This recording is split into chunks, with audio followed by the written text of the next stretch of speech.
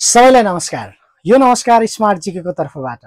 साथीहरू, निम्न माध्यमिक तहको अध्यापन अनुमति पत्रको विज्ञापन भइसकेको छ।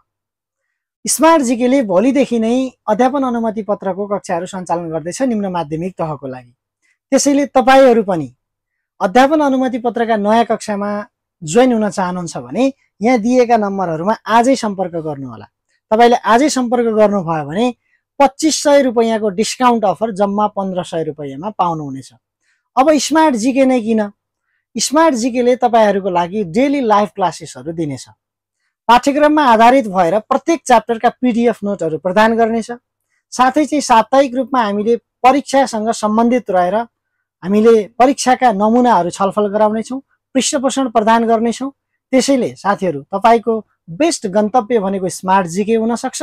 त्यसैले तपाईहरूले आजै सम्पर्क गर्नुहोला।